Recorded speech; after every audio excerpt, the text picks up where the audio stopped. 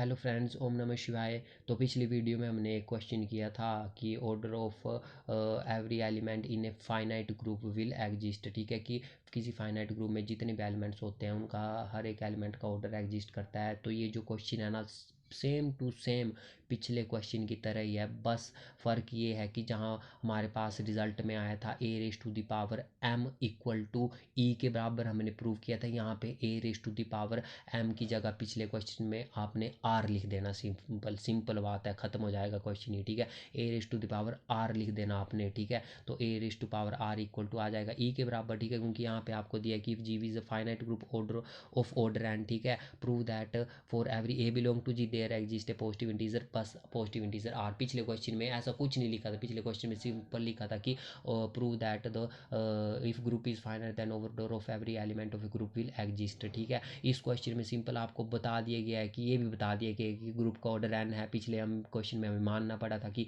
हमने कोई ग्रुप मान लिया था जिसका ऑर्डर एन है। ठीक है, यहाँ पे दिया हुआ है, सब कुछ ही दिया हुआ है, और a belong to G then there exist है। तो आप जो पिछले क्वेश्चन को एज इट इज़, जैसे ये क्वेश्चन है वैसे भी लिख सकते हो उसको, या फिर जैसे वो करवाया मैंने आपको अच्छे से करवाया वैसे भी लिख सकते हो। बस पिछले क्वेश्चन में जहाँ पे a raise to power M equal to e आया है, एम की जगह आपने यहाँ पे आर ले लेना है। ठीक है, अब कैसे लेंगे, देखो हमारे पास गिवन है कि order of G equal to n के बराबर है। ठीक है, तो जल्दी से मैं कराऊंगा क्योंकि डिट्टो पिछली क्वेश्चन की तरह ये। ठीक है, तो जी क्या आपका फाइनाइट ग्रुप है ऑर्डर ऑफ ऑर्डर एन का, गिवन है आपके पास इफ ए बिलोंग टू जी दिए हुए आपको क्वेश्चन में। ठीक है, पिछले क्वेश्चन में हमने मानना था कि कोई एलिमेंट है जी को बिलोंग कर रहा है तो उसका स्क्वायर भी जी को बिलोंग करेगा, क्यूब भी जी को बिलोंग करेगा, ऐसे ही अप टू सो ऑन, ऐसे up to so on a raise to power n भी जी को बिलोंग करेगा। तो हमने लिख दिए सारे element a square a cube a raise to power up to so on a raise to power n belong to G. ठीक है, नाउ अब हमारे पास मैंने आपको बोला था कि ये ग्रुप है। ठीक है, ग्रुप की अपनी क्या होती है, एक आइडेंटिटी होती है। ठीक है, तो ग्रुप की आइडेंटिटी होती है। अब देखो ये सारे एलिमेंट तो हैं, बट ए के पीछे a raise to power one, इसके पीछे जो है कौन सा एलिमेंट होगा, a raise to power zero element होगा, वन है स्क्वायर है, ये ऐसे करके लिख दिए थे। इसके पीछे एक वन एलिमेंट होगा, रेज़ टू पावर जीरो होता है, वन वन किसके बराबर है, ई के बराबर होता है, आइडेंटिटी के बराबर। ठीक है, तो हमने यहाँ पे देखा कि यहाँ पे तो एन एलिमेंट्स थे, बट जब इससे पीछे हमारी आइडेंटिटी आई तो हमारे पास कितने एलिमेंट हो गए, एन प्लस वन एलिमेंट्स हो गए, मतलब एक एलिमेंट बढ़ गया। बट हमने तो ग्रुप क्वेश्चन में भी दिए हुआ है कि ऑर्डर ऑफ ग्रुप क्या है आपका, एन है, उसका बोलने का मतलब उसमें एन एलिमेंट्स हैं। ठीक है, बट यहाँ पे तुम्हारे पास एन प्लस वन एलिमेंट्स आ गए क्योंकि एक एलिमेंट्स ये बढ़ गया हमारे पास जो कि आइडेंटिटी है हमारी। ठीक है, क्योंकि ग्रुप की तो आइडेंटिटी होती है तो इसको हम इग्नोर नहीं कर सकते। ग्रुप की कोई ना कोई आइडेंटिटी होती है, जितने भी आपने क्वेश्चन किए आज तक उसमें आपने हर एक क्वेश्चन में आइडेंटिटी निकाली है। ठीक है, ई की वैल्यू निकाली है। ठीक है, so order of group equal to n, so it is not possible to have n plus n one elements. तो सेम टू सेम पिछले क्वेश्चन की तरह की, इट मीन्स कि कोई दो एलिमेंट्स, यहाँ पे कोई दो एलिमेंट्स, ये भी हो सकता है, ये भी हो सकता है, या इससे अगला वाला एलिमेंट्स भी हो सकता है। क्या है, सेम, या मतलब रिपीट कर रहे हैं। ठीक है, सेम तो हमने मान लिया कि a raise power i and a raise power j are two elements which are same, और a raise such that a raise power i cap equal to a raise power j cap, raise to the power है ये। ठीक है, ये question number 2 मान लिया हमने। और आई और जे मैंने आपको बोला था क्या है, इंटीजर है, सच दैट आई की वैल्यू क्या है, जे से ग्रेटर है, और इसको हम लिख सकते हैं i minus j is greater than zero. Similar way में i cap minus j cap पिछले क्वेश्चन में हमने लिखा था इक्वल टू एम, यहाँ पे आपको क्वेश्चन में दिया हुआ है आर की, आर के बराबर आपने प्रूव करना है। ठीक है, तो आपने यहाँ पे क्या लिखना, सिंपल आर लिख लेना। ठीक है, से कर लिया आपने, हमने तो आर की वैल्यू क्या आ गई आपके पास, यहाँ पे आर पुट किया तो r is greater than zero आ गई। ठीक है, सो फ्रॉम इक्वेशन नंबर 2 हमारे पास a raise power i cap similar equal to a raise power j cap. अब आपने क्या करना, सिमिलरली ये वाली साइड को जीरो बनाना। जीरो कैसे बना सकते हैं, ए raise power minus j cap, यहाँ पे मल्टीप्लाई कर दें, या बोलने का मतलब ऑपरेट कर दें। बस एल्जेब्रा है तो एल्जेब्रा की लैंग्वेज लिख रहे हैं, operating a raise power minus j cap on both side. जब हमने ऑपरेट किया तो यहाँ पे बन गया a raise power i minus of j cap, और यहाँ पे बन गया ए रेज़ पावर जीरो जो कि ई के बराबर है। ठीक है, और ई की वैल्यू किसके बराबर आ गई, 1 के बराबर। So it mean a raise to the power r, a raise power i minus j की वैल्यू आर के बराबर, ये आ गई ई के बराबर, वेयर आपके पास दी हुई थी value 1 is less than equal to R is less than equal to n. ठीक है, ऐसे सिंपल। तो इस यहाँ से हमारा क्या प्रूव हो गया कि जो ग्रुप है कोई फाइनाइट ग्रुप है तो उसके हर एक एलिमेंट का ऑर्डर एग्जिस्ट करता है, जैसे हमने पिछले वीडियो में किया था। तो आप इस क्वेश्चन को भी वहाँ जो पिछला क्वेश्चन आता है आपको वैसे बोल के, तो उसको वह इस तरीके से भी कर सकते हैं। बट अगर ये वाला क्वेश्चन आता है ना इस फॉर्म में, अगर आर दिए हुआ है तो आपने इसी तरीके से करना है, वहाँ आर की जगह आप एम की जगह आपने आर लिखना है फिर। ठीक है, अगर पिछला क्वेश्चन आ जाता है तो इस क्वेश्चन को भी कर सकते हैं आप। ठीक है, बिकॉज दो बोथ आर सेम। बट अगर इस फॉर्म में आएगा तो ये इसी फॉर्म में लिखना है जब अगर क्वेश्चन ऐसे आएगा, ठीक है।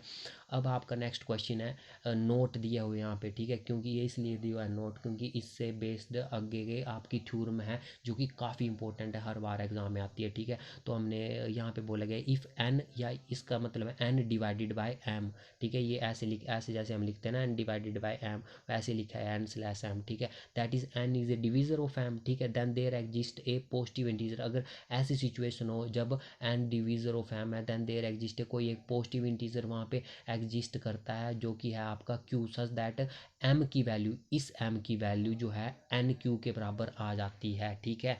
एन क्या है आपका न्यूमिनेटर है, एम क्या है आपका डिनोमिनेटर है, तो डिनोमिनेटर की वैल्यू जो है इक्वल टू न्यूमिनेटर इंटू जो पॉजिटिव इंटीजर वहाँ पे एग्जिस्ट कर रहा होता है उसके बराबर आ जाती है। इस वैल्यू को याद रखियो कि एम की वैल्यू अगर इस फॉर्म में हो, if n is a divisor of m then there exist a positive integer q, so that m की वैल्यू जो है एन क्यू के बराबर आती है, ठीक है।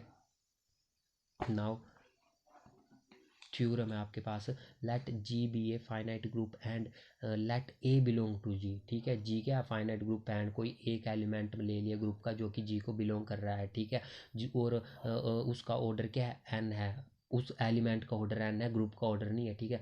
तो then a raise to the power m, तो ए raise to power M equal to e if and only if n is a divisor of m, ठीक है। तभी हो सकती है जब एन एम का डिवाइजर हो, a raise to power M equal to ई।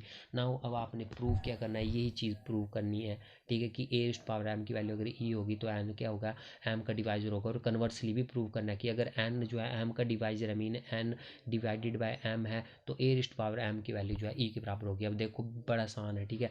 आपके पास गिवन दैट ऑर्डर ऑफ ए किसके बराबर दिया हुआ है, एन के बराबर। यहाँ पे लिखा हुआ है कि a belong to G be N element of order n, so order of a equal to n. Now there that is, इसका लिखने का बोलने का क्या मतलब, मैंने आपको बताया था कि a raise to power n equal to ई के बराबर, मैंने आपको बता दिया, ठीक है। If n is a divisor of m, now हमने ये लिया कि अगर एन एम का डिविजर है, ठीक है, देन देयर एग्जिस्ट, मैंने आपको पीछे नोट पढ़ाया था कि अगर ऐसी सिचुएशन आती है कि n is a divisor of m, तो वहाँ पे कोई एक पॉजिटिव इंटीजर क्यू एग्जिस्ट करता है सच दैट एम की वैल्यू जो है एन क्यू के बराबर हो जाती है। आई होप ये क्लियर हुआ होगा आपको, ठीक है। Now a raise to power m, अब अगर ये चीज़ होती है ना n is a divisor of m, तो आपके पास यहाँ पे क्या बोला गया है, ए रेस टू पावर एम जो है ई के बराबर आ जाती है इसकी वैल्यू जब n is a divisor of m होता है। एंड जब n is a divisor of m होता है तो वहाँ पे पॉजिटिव इंटीजर भी एग्जिस्ट करता है जो कि हमें एम की वैल्यू दे के जाता है, और एम की वैल्यू एन क्यू के बराबर है। तो हमारे पास क्या आ गया, a raise to power M equal to ई के बराबर आ गया, ठीक है, क्योंकि ये क्या है, ए raise to power M equal to ई के बराबर, तो एम की वैल्यू आप पुट कर देंगे एन क्यू, तो ए रेस टू पावर एम लिख दिया मैंने इक्वल टू, अब एम की जगह आपने क्या पुट कर देना, एन क्यू कर देना पुट, तो ए raise to power n q, तो ए raise to power n raise to power q लिख सकता हूँ मैं इसको, है ना। तो ए raise to power n, a raise to power n की वैल्यू किसके बराबर है, ई के बराबर है, e raise to power q, identity की पावर जो मर्जी भी ले रख दो आप, वो किसके बराबर आ जाएगी, ई के बराबर, बिकॉज आइडेंटिटी या तो जीरो होगी या तो वन होगी आपकी, ठीक है। तो पावर वो आ जाएगी आपके पास ई के बराबर, क्योंकि क्यू क्या है, कोई पॉजिटिव इंटीजर है, ठीक है। तो ये आ गया आपके पास ई के बराबर, ठीक है। Now a raise to power M equal to, a raise to power M equal to आपने क्या प्रूव कर दिया, ई के बराबर प्रूव कर दिया, ठीक है। नाउ कन्वर्सली प्रूव करना है कि अगर a raise to power m जो है ई के बराबर है तो n is a divisor of m. यहाँ पे आपने प्रूव किया कि अगर n is a divisor of m then a raise to power M equal to ई के बराबर है। नाउ अब कन्वर्सली प्रूव करना है, कन्वर्सली कैसे प्रूव करेंगे, आपके पास गिवन है कि a raise to power M equal to e, आगे आपने प्रूव किया हुआ और क्वेश्चन में भी दिया हुआ, ठीक है। Now we shall prove that n is a divisor of M.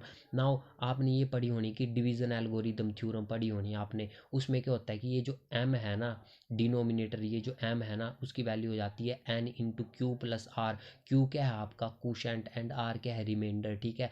Q और आर दोनों क्या निकलते हैं, इंटीजर के फॉर्म में निकलते हैं ना भाई, जब आप किसी चीज़ को डिवाइड करते हैं। मान लो आपने 32 को डिवाइड किया 6 से, ठीक है, तो जो आपका कोशेंट निकलेगा वो भी क्या निकलेगा, कोई इंटीजर निकलेगा, मतलब नंबर के फॉर्म में निकलेगा, ठीक है, एंड रिमाइंडर भी नंबर के फॉर्म में निकलेगा, तो वो क्या आ गया आपका इंटीजर आ गया, ठीक है।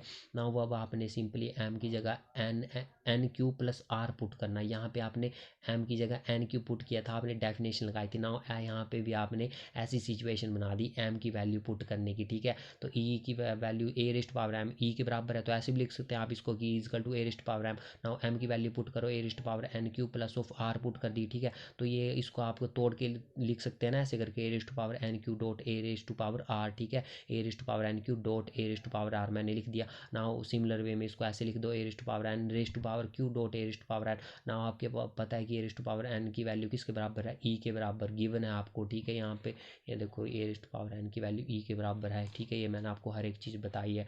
तो e raise to the power q आ गया आपका dot a raise to power r. अब देखो मैं आपको पहले भी बता चुका हूँ वीडियो में कि आपने शुरू से नहीं किया ना तो आप नहीं कर पाएंगे। अब देखो मैंने आपको जब सर ने करवाई थी ना आपको वीडियो, तो आपको बताया था कि जब भी आइडेंटिटी एलिमेंट, ध्यान से सुन लेना इस बात को, हर जगह काम आएगा। जब भी आइडेंटिटी एलिमेंट, ई क्या है आपका आइडेंटिटी एलिमेंट, किसी एलिमेंट जो कि ग्रुप का एलिमेंट है, ए बिलोंग टू जी है, किसी भी ग्रुप के एलिमेंट को अप्रोच करता है, अप्रोच मतलब कि मल्टीप्लाई हो रहा है, ठीक है। तो हमारे पास रिजल्ट क्या आता है, वो एलिमेंट आता है, ठीक है। मीन इसका बोलने का ये मतलब है, if identity element e approaches to a, मतलब ई डॉट ए की सिचुएशन बनती थी एग्जिस्टेंस ऑफ आइडेंटिटी में, ठीक है। If identity approaches to n element the result is element. साथ में एक और कंसेप्ट भी याद रख लो कि इफ़ आपका ए जो है कोई एलिमेंट है, ठीक है, जो जी को बिलोंग कर रहा है, और उसका इनवर्स जो है ए इनवर्स, वो भी क्या करेगा, जी को बिलोंग करेगा, क्योंकि हर एक एलिमेंट का इनवर्स एग्जिस्ट करता है। तो जब हम ए को ए इनवर्स के साथ मल्टीप्लिकेशन का मान लो आपका ऑपरेशन है, ए इनवर्स के साथ ऑपरेट करते हैं, ठीक है। तो ए इनवर्स के साथ ऑपरेट करते हैं तो ए इंटू वन अपॉन में आ जाता है वन, जो कि आपके पास आइडेंटिटी के बराबर आ जाता है। तो बोलने का ये मतलब कि if element is operated with its inverse, ठीक है, अगर एलिमेंट को उसके इनवर्स के साथ ऑपरेट करेंगे तो हमारे पास आती है आइडेंटिटी, ठीक है। बट अगर आइडेंटिटी को किसी एलिमेंट के साथ ऑपरेट करते हैं तो हमारे पास क्या आता है, वो एलिमेंट आता है। तो ये दो बातें ध्यान से सुनना। यहाँ पे मैंने मल्टीप्लाई इसलिए लिया क्योंकि मैंने मल्टीप्लिकेशन ले लिया आपका कंपोजिशन, यहाँ पे अगर हम एडिशन लेते तो हमारा एडिशन कंपोजिशन हो जानी थी, ठीक है। तो कंपोजिशन के क्वेश्चन के ऊपर डिपेंड करता है वो, ठीक है। तो वही यहाँ पे लिखा मैंने कि a raise to power r के बराबर आ गया। So a raise to power r equal to ई के बराबर आ गई आपकी, ठीक है। बट ये पॉसिबल नहीं हो सकता, ठीक है, which is not possible because इसका बोलने का ये मतलब है कि order of a equal to n. मैंने आपको बताया था कि अगर पावर में something a raise to power are equal to e आ जाए तो आर का मतलब होता है ऑर्डर, किसका ऑर्डर, इस एलिमेंट का ऑर्डर। बट इस एलिमेंट का ऑर्डर तो हमने ऑलरेडी क्या मान के रखा हुआ है कि order of a equal to n, question में भी दिया हुआ है कि order of a belong to G be N element of order n. So R इसका ऑर्डर नहीं हो सकता क्योंकि दो ऑर्डर थोड़ी एग्जिस्ट कर सकते हैं, ठीक है। So which is not possible because order of a equal to n already given and n is the least positive integer. So क्योंकि एन क्या है, सबसे कम पॉजिटिव इंटीजर, तो ऐसा भी नहीं हो सकता कि एन आपने कोई ज़्यादा ले लिया था, पॉजिटिव इंटीजर से कोई ज़्यादा ले लिया था, ठीक है, एंड आर आपने कोई छोटा ले लिया, तो ऐसा तो है नहीं, ठीक है। क्योंकि क्वेश्चन की डेफिनेशन में जब मैंने आपको कराई थी order of element in group तो उसमें क्लियरली बताया था कि अगर order a raise to power n equal to e है तो एन का मतलब है कि लीस्ट पॉजिटिव इंटीजर, सबसे छोटी पावर ए की क्या पुट करने पर आपकी आइडेंटिटी के बराबर आता है रिजल्ट, ठीक है। सो इसका बोलने का मतलब कि आर की वैल्यू तो जीरो होगी ही होगी, आर की वैल्यू जीरो होनी चाहिए यहाँ पे, कि आर तो भाई एग्जिस्ट कर नहीं सकता, यहाँ पे एन एग्जिस्ट करना चाहिए, ठीक है। तो आर की value zero. So m equal to n q plus R था ना, आर की जगह आपने क्या पुट कर दिया, जीरो पुट कर दिया। सो आपके पास क्या आ गया, एन क्यू आ गया। So m equal to n q, आपने ये मैंने आपको डेफिनेशन करवाई, एम इक्वल टू आपके पास रिजल्ट आ गया एन क्यू। बट मैंने आपको बताया थी शुरू में ही जब नोट करवाया था वो, कि अगर n is a divisor of m then there exist a positive integer q such that m equal to n q, ठीक है। तो वही आपने प्रूव कर दिया, और आपने यहाँ पे यही तो प्रूव करना था कि एन इज ए, इसका मतलब क्या है, m equal to implies m equal to n q, और इसका मतलब यही तो है कि n is a divisor of m, ठीक है। शुरू में ही आपको बता दिया है, ठीक है। Thank you. So next video हम नेक्स्ट क्वेश्चन करेंगे।